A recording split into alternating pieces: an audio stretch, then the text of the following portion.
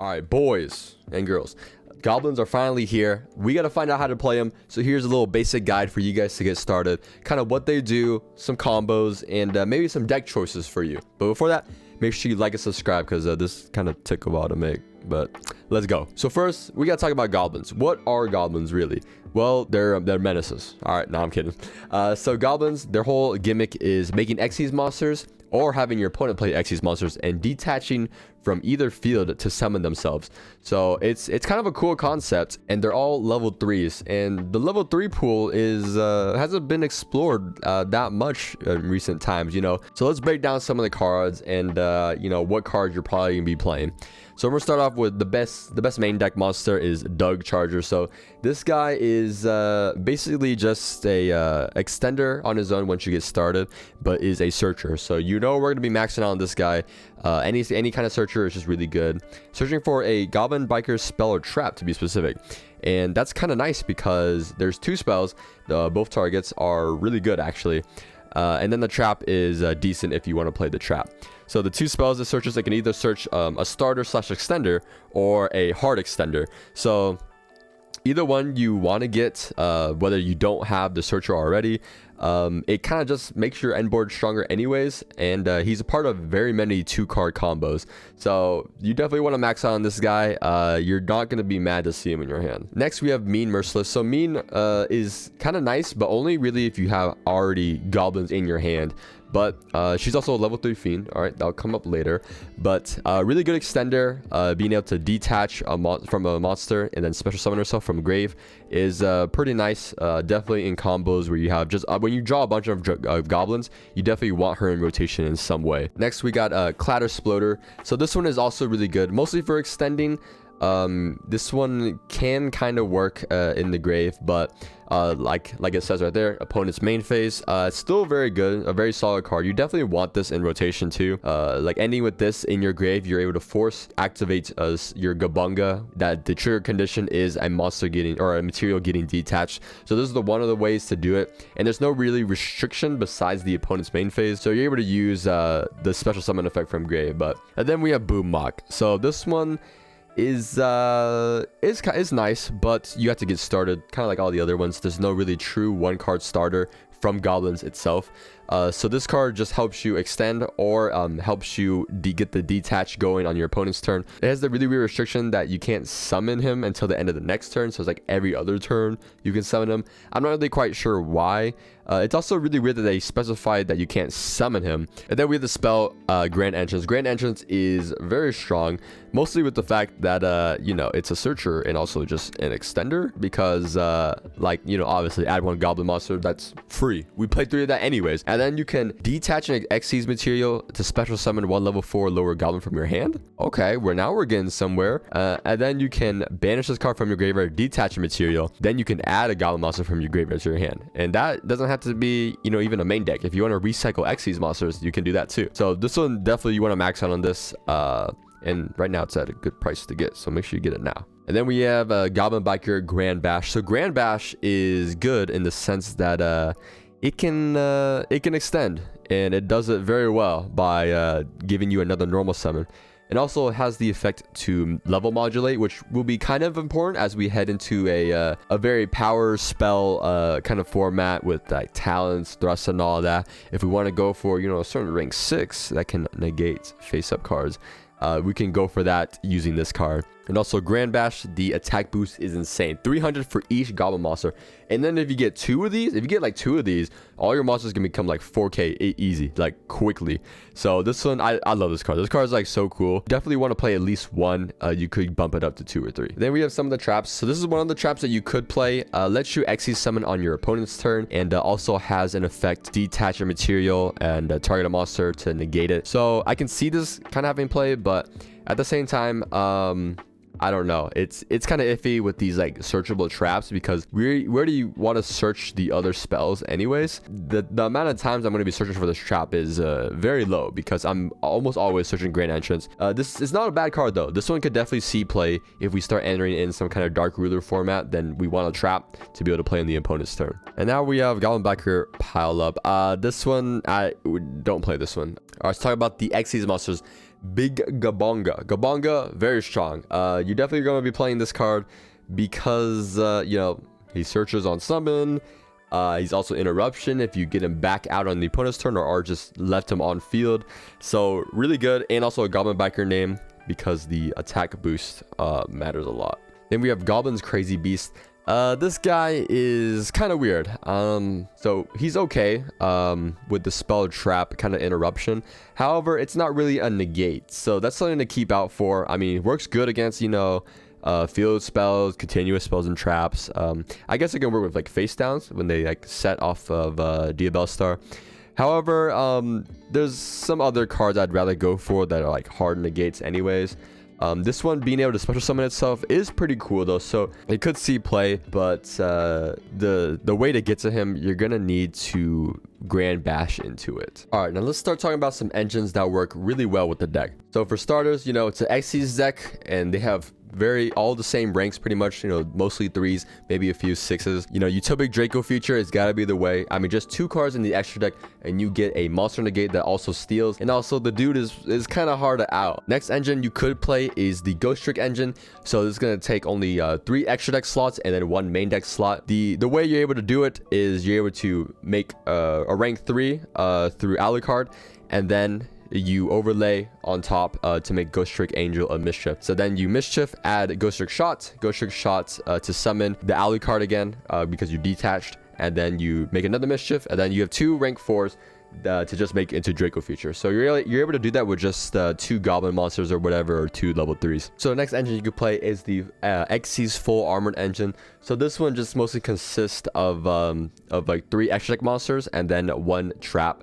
So what this does is you just need 2 level 3s, and then you can make the Torpedo to detach 2, draw 1. So that's kind of nice. And then you overlay on top for a Armor Fortress to then detach again to then add the Full Armored Xyz trap. And then from there, you set the trap, and on your opponent's turn, you use the trap to Xyz into Dark Knight, Full Armor Dark Knight Lancer, and then he is able to get equipped by using the Full Armored Xyz trap in the grave to then attach a card to him as interruption. So in a way, this engine kind of helps you get some nice interaction on your opponent's turn in the form of a trap. So you can play around like stuff, you know, like Dark Ruler or maybe even a Droplet if they try to use everything. So it's kind of nice, and it's not destruction removal. So it's another reason to play it. However, you have to play a brick, unfortunately, kind of the same as the Ghost Trick engine. And of course, guys, you got to play this engine. Tour Guide, 3 Tour Guide, nothing else required. This is one of the very few, actually it's probably the only 1 card starter in the deck, because this one can summon Mean Merciless. So you know how we want Mean Merciless in rotation? This is one of the ways to do it. It gets 2 bodies on board for a rank 3. So this is for sure. You played through Tour Guide, all right? This is not debatable. We're not doing this Unchained crap again, okay? So let's talk about some of the nice things about the deck. So the deck doesn't really lock you at all. So this is very unexplored on my end. I have not seen any other engines besides, you know, level 3 engines, because they work with what the deck wants to do. So you could definitely play anything you want, basically. I would highly recommend playing some generic links, because you're gonna find yourself in weird board states where you might have like a level 3 and a rank 3, which don't really do anything on their own. All right, time for the combos. We got to learn the 1 card combo. So this is going to be a sample. You could do a few things differently, but for the most part, your 1 card combo will look something like this. So Tour Guide, you better make sure you learn this, because you probably will be doing this quite a bit. So we're able to just make into the Gabonga, and of course we special summon the Mean Merciless. So on summon, we activate, adding the Dug Charger, the one I was saying you can extend by itself, as long as you have an Xyz monster. It also searches a spell or trap. So we're able to search, we're able to summon itself, and then search the Grand Entrance, the one that can add, and then special. So what we're able to do here, we're able to do something a little nice. We can add the guy who specials from grave, and then we can special it with, you know, the Grand Entrance. That's all 1 effect. And then we can special back the Mean Merciless here. And then we can start going for the Ghost Trick line. So here's where it comes in, you know, overlay, and then the Angel adds Ghost Trick Shot, and then Ghost Trick Shot can then later special summon the Alucard. But first, you know, to save on materials later on, you might want to do this now, is where Grand Entrance is a second effect, where you detach from an Xyz monster to add a Goblin monster back from your grave. You can do it now so that you don't have to do it on your end board Utopic Draco feature, because you're gonna lose the materials on this Ghost Trick Angel of Mischief anyways. So it's a good idea to do it then. And then of course, you know, make your Draco feature, Ghost Trick Alucard, adds back Ghost Trick Shot. So you do have a little follow up there, making another rank 3. And of course, Draco feature comes out, and then Mean Merciless can special summon herself by detaching from the Draco feature. So we're already losing 1 material. That's kind of why it's a good idea to get the card out of the Ghost Trick Angel of Mischief before we make Draco feature. So this is kind of our end board. We have a Gabonga, no materials, but we will get one in end phase.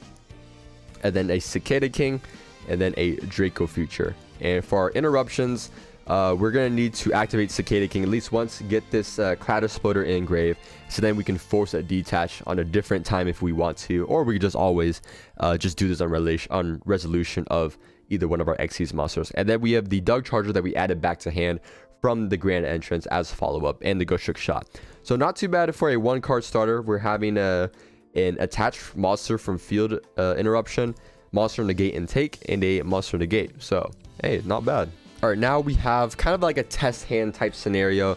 So I'm gonna kind of show like different ways you can do it. There's a million different ways to play out hands like these, because you have so many different extenders. You could start with any of the Xyz, and they all have their own benefits and downfalls.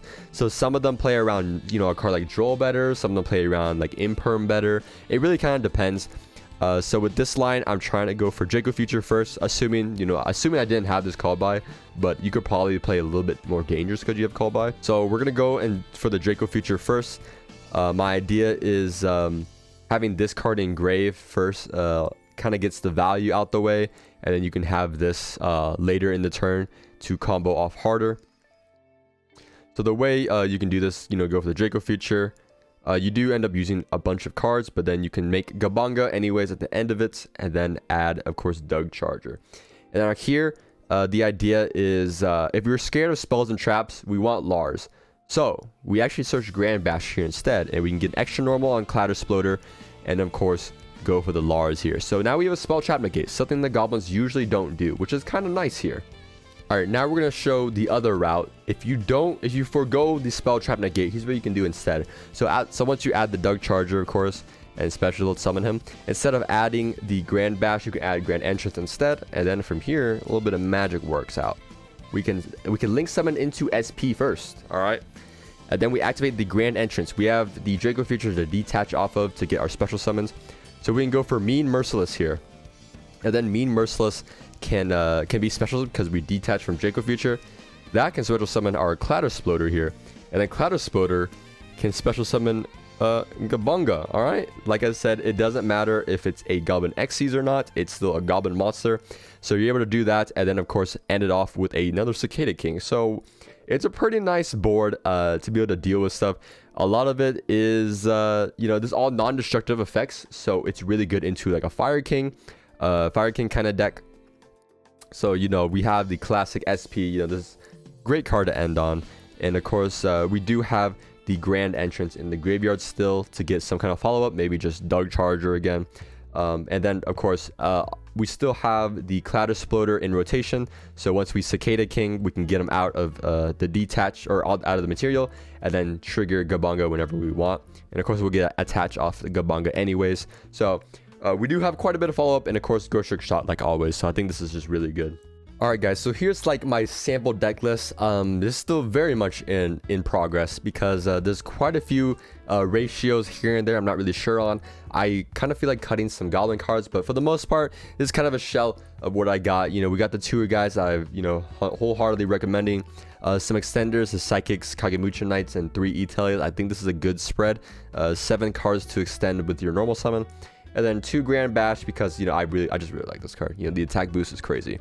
And then, of course, Grand Entrance. And then some of the good, I guess, hand traps you could play. So a lot of people are cutting hand traps for more power cards like Triple Attack. So that's something to keep an eye out for. But Imperm is just always going to be solid. Joel is also solid.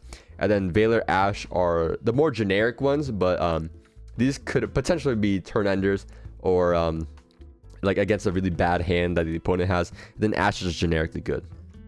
Then extra deck, we have SP. You know, this one, there's not really much of a replacement for this card. I guess you could play an IP into Unicorn instead of Boral Sword. Much worse. However, it is still interruption. You know, interruption is interruption. Borrowed Sword is because we don't really have enough link monsters to make access code work, and it puts up a lot of damage by itself if we don't have Grand Bash. But if we have Grand Bash, we don't really need the Borrowed Sword. And then Draco Future package, Cicada King, Gabongas, Ghost Trick package, then the Zeus line here, and then of course Typhon. Don't forget Typhon. We're already in Xy's deck, why not? And then I'm scared of spell traps this format, so Evolzar Lars it is for me. And then the side deck, that's up to you. This is something that I was thinking of. Maybe it's not this, maybe this is not the move, but hey, Cosmic is the move though, so keep an eye out for that. So after some playtesting with the deck, let's talk about some of the pros and cons for the deck. So one of the pros is the deck has kind of built in, you know, what they call follow-up, because most of the cards can summon themselves from grave already, so you don't really have to manage your resources that much to be able to play again. Most of them just kind of like play on their own. It's a straightforward game plan, make rank 3s and attack, and they have a really good the continuous spell Grand Bash really helps for killing. If you get in rotation once, all your monsters gets like 3k at least. Even the main deck monsters, if you have like, just a board full of them, which is pretty cool. Another pro, I mean, they're just goblins. You know, we're trying to goblin on these. Now for some of the cons. There's quite a few. So we lose to a plethora of things. And when I mean plethora, there's a lot of things we can just end up losing to. So we could just lose to like a hand trap on a normal summon. We can lose to Dark Ruler. We can lose to Evenly Matched, Triple Attack, any of those power spells or traps. Like we just fold to them.